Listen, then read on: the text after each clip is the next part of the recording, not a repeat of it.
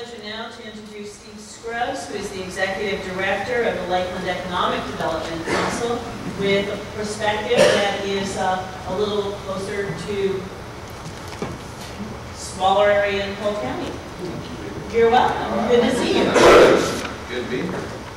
Okay, so when they put you on the agenda and they tell you you have 5 minutes to speak, why do people always think they have to speak the whole 5 minutes? Would you like me to speak the whole 5 minutes? Okay, I will. I know you have a lot to say. Absolutely. Well, good morning. It's great to be with you. Excited to be here. Kermit, thanks for hosting us again today. Your vision, I think I'd really rather hear your vision of Marshall's than, Tom and I's or whatever. I mean, you guys are like the cool people that always are pushing us, to future things and help us think differently than we do.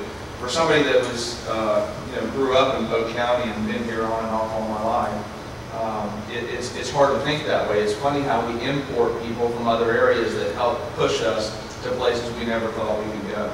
And we appreciate you all for doing that.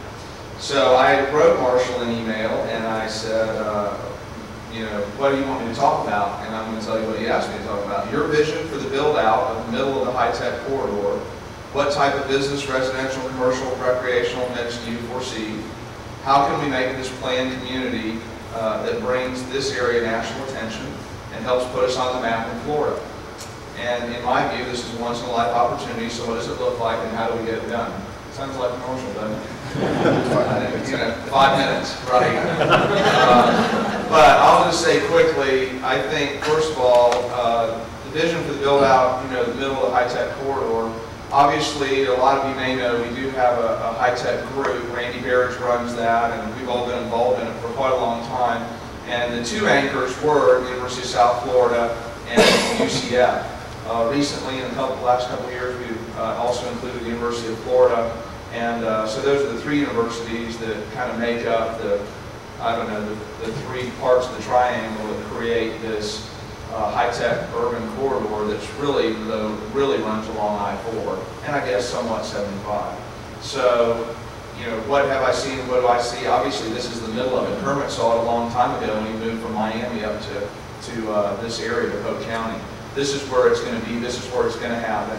And because we have land and because we have 2,800 acres surrounding this piece of property that basically is vacant and there's nothing on, we have a chance to create something that nobody else does. And so I see from a business, residential, commercial, and recreational standpoint, obviously you're already looking at some of the recreation right here that's going to be high touch. But we also are going to see residential, obviously, which we like to see density. I think we'd also like to see that on the education campus. We don't want to see really a sprawled out with big parking lots and one-story building campus. We want to see 4 or 5-story buildings. We want to see parking garages. We want to see walkability. We want to see synergy. We want to see life on the first stories of those buildings that spill out on the sidewalks. And that's the vision that I think we have, not just for the campus, but for the residential, which Neil, I probably would agree with me and tell you that he's planned those kind of communities. And then from a commercial and industrial warehouse, manufacturing, I think we're looking at a very upscale business park environment, research park, which will also have 3 or 4-story buildings with, not large parking lots, but decks, we hope, and very high-skilled people working in those. And I think that's what you're going to see. How do we make this planned community that brings this area national attention? Well, obviously, there's 4 things over the last 100 years that change your community more than anything, or have, in the United States anyway. And that's whether you have a port in your community, whether you have a commercial airport in your community, whether you have a sports franchise, Major League Sports franchise. And then finally, I would say the most important one is a research university. And those are the 4 things over the last 100 years that would change your community more than anything. Those are the things you're known about or known for. And we're going to have the chance to have the best one, in my opinion, and that is having a research university and having a chance to put it here. And this isn't a political statement, but as we think about the investment that our county commission has made, our city commission is going to make, we're going to look back 20 years from now, and I hope I'm still in this job. I've been here 20, and 20 years from now, we're going to look back and say that was amazing that we were able to get this for that.